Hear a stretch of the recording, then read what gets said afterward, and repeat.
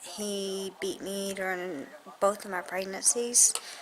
I've gone to work with black eyes.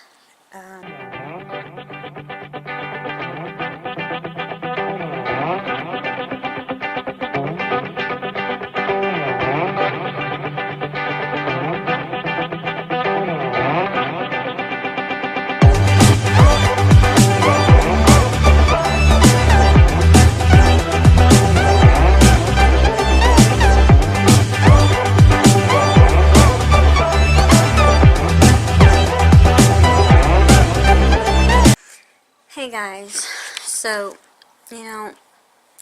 I never talk about this, but, there are some things that need to be cleared up. I know, right?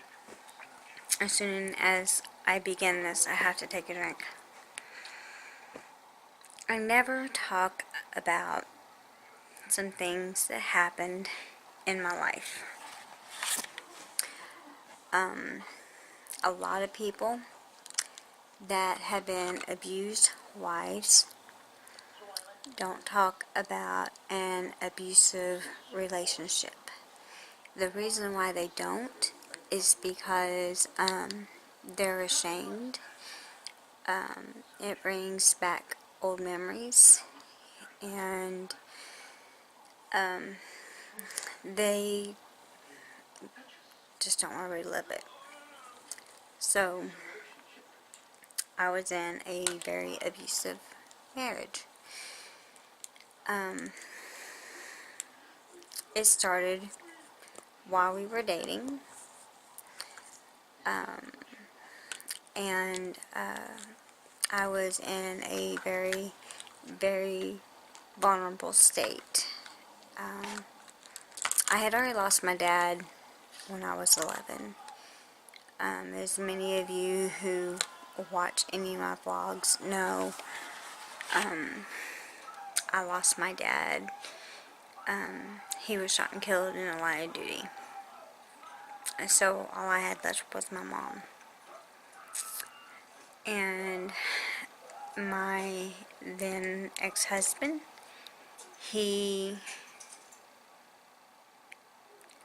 my now ex-husband, he was my boyfriend. Not long after I got out of high school. I think we met in the summer. I think it was like almost right after I graduated high school. I was going to Western. And, anyway, he had just gotten out of the Air Force. His parents lived in Illinois. His grandparents lived in Butler County. And, I lived just inside the Butler County line. My mom had built a house. The house wasn't even a year old yet. No, I think it was a year old. Because we had our second Christmas in it. We moved into it during my junior year of high school. And we moved right before Christmas. So, anyway, long story short, the abuse began after my mom died. I had a trust fund that I was not allowed to touch until I turned 21. And after my mom died, a few short months later, 2 or 3 months later, my grandma died. And I also had an inheritance from her as well. The abuse went from shoving, pushing, hitting my leg, to slapping, hitting, pushing me up against the wall, to punching, and it just got really, really bad. Nobody ever intervened. It got worse when we moved to Illinois. He had pushed me up against our refrigerator, which when he pushed me up against it and I pushed the refrigerator, almost came down on me. His brother has seen it and has run over to the house and stopped it. He beat me during both of my pregnancies. I've gone to work with black eyes. I've had bruises that I've made up excuses of what they were. He's left me for other women more than once, leaving me with both of our children. The last straw was I took him back in '99. He had left me for somebody he met on the internet, and he had gotten his job here in Kentucky, and so he left me in March, I want to say, about March, and I was working 2 jobs to make ends meet for my children and I, and so my daughter was 5, I think, 5, and that fall she was going to be starting kindergarten.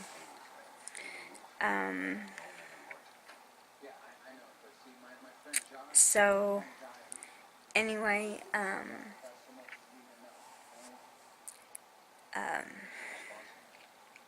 he came back, begging me back.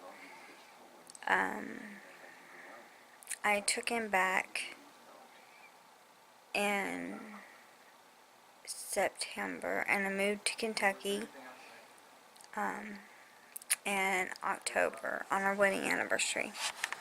And we got an apartment. Everything was still going good. Then it started all over again when we had our house built. And, you know, that's when things got really, really bad. He was a sworn-in peace officer. I woke up with a gun to my head multiple times. Our house was quite big. There was a lot of room. I had been thrown across the room, hitting the wall, and him coming straight up to me and picking me up pretty much by my neck. And my son, he wasn't in school, so whenever my in-laws wanted him, I would just go on and let them have him for a little while. My daughter was in school, and it just got really, really bad. And I did not know that my children knew that I slept with a gun underneath my pillow. I had no clue, none whatsoever. And my daughter says that her father and I abandoned her, and that's not true. What happened was my ex-husband took my kids. He has done things to try to keep me from having custody. Although the matter of fact is, he and I have had custody as if we are still married. I did our divorce. I did it pro se. My judge, he thought that an attorney did it, and they didn't. He had paperwork from his parents to fill out, have a sign, so they could have medical so they could put life insurance, health insurance, and they could get medical treatment for the kids. And it had to be signed in front of a notary. There was no notary in front of us. There was, however, a gun to my head.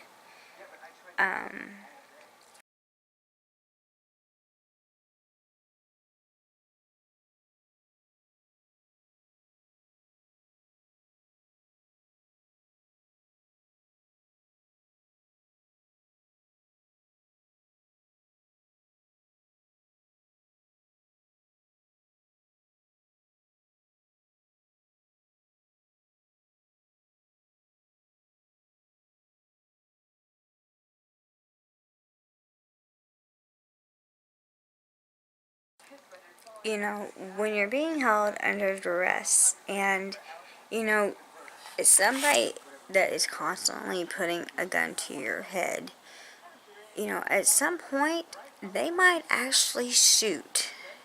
And I cried and cried and cried, and he wouldn't stop. So he took my kids, and under duress, and I signed the papers, but that was all that the papers were. He and I still had custody of our kids. And he even said, you know, before the kids turned 18, they know, oh yeah, he would say that, you know, that it was never done before a notary. We had a friend that was a notary that did it because he thought it was all done legit, and it wasn't.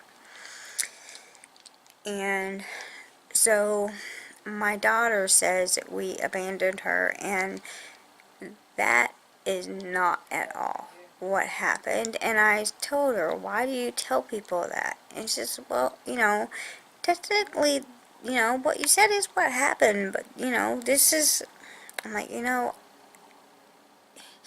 technically you were 5 years old when your dad took off and left all three of us, but that's not what happened, Kylie. It was a bad situation. You and Jordan didn't even need to be in it to begin with. You know,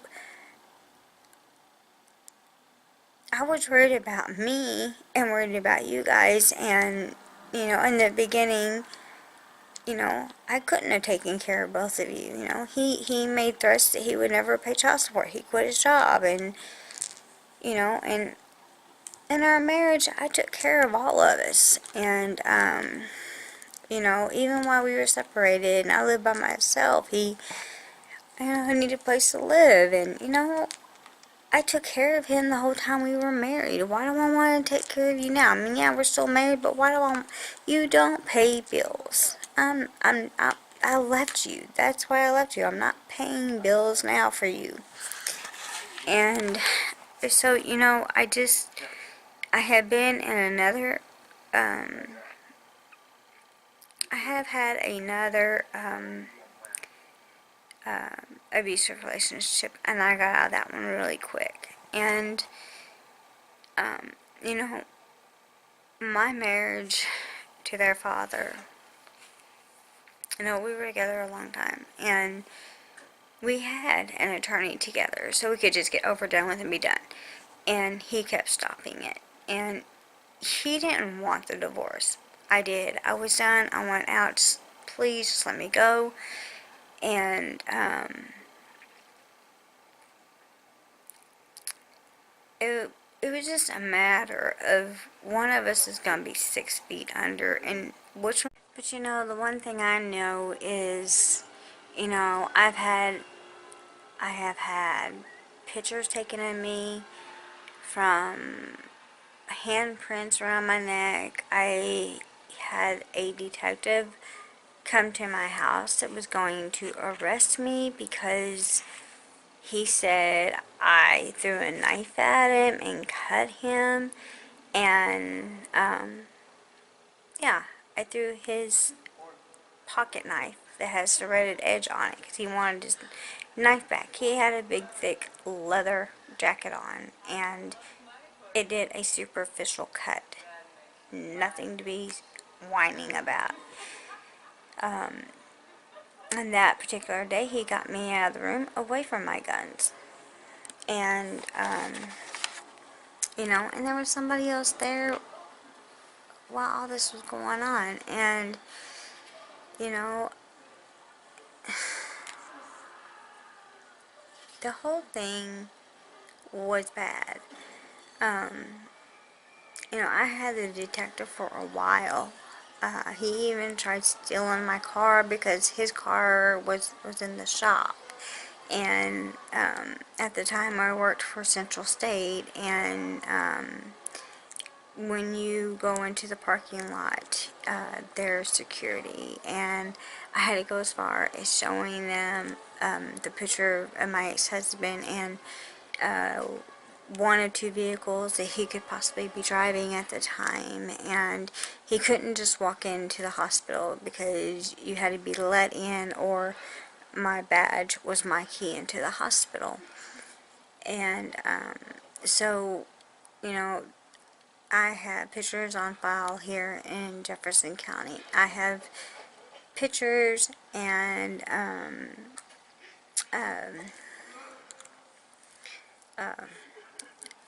documents on file in Illinois. And so, you know, my kids were never abandoned.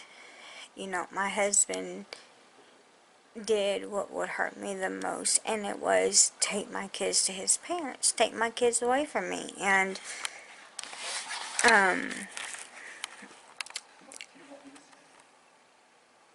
if I would have went back to Illinois,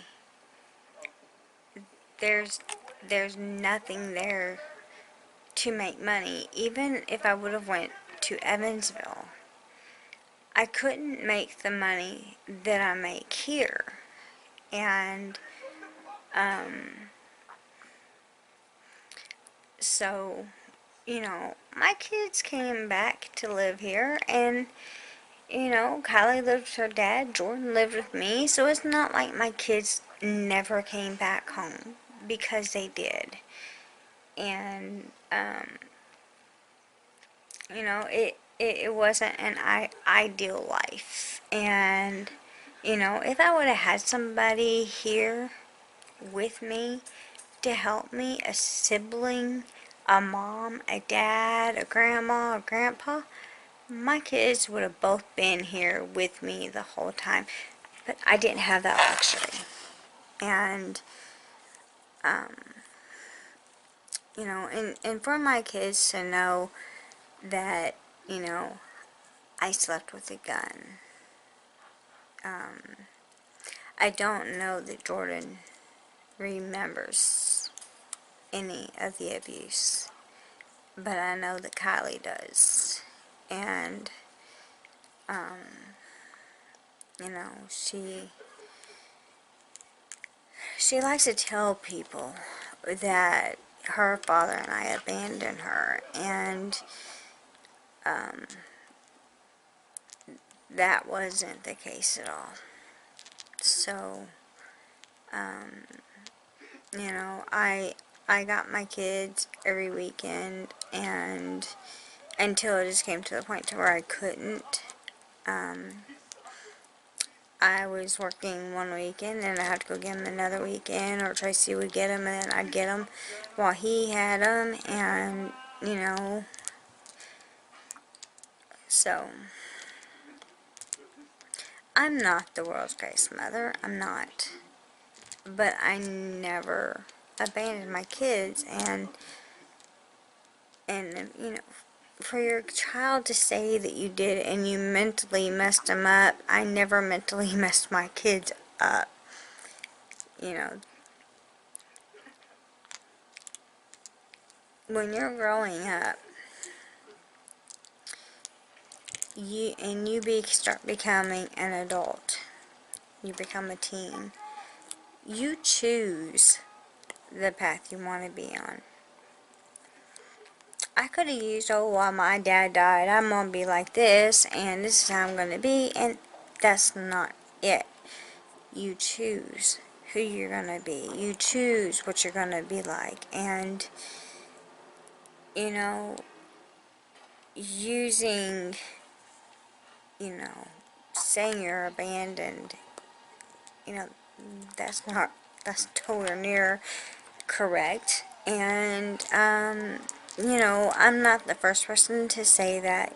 Her grandparents have said that, and really, you know, it's just, there's been a lot of hurt in the family, and it's really aggravating, because, if this was all the case,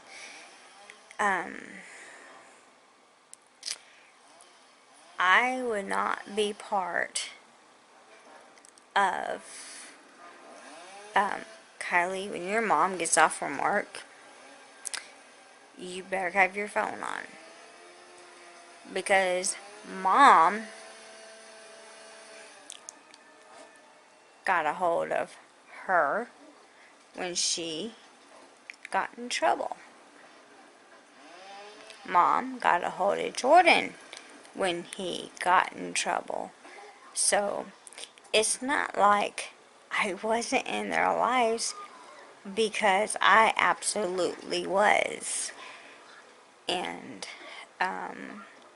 kids can be, I don't know what the word is, but it's just aggravating, because that isn't the absolute truth of what happened. So, that just needs to be clarified. And, I've never let it out outside of the family of what happened, because I don't want to relive it. It was painful, it was hurtful. I never thought that I'd ever get out of it, but I did. I tried to stay with him for the kiss. You never do that. I'll never do it again. So, yeah. And that's where I'm going to leave this. So, you guys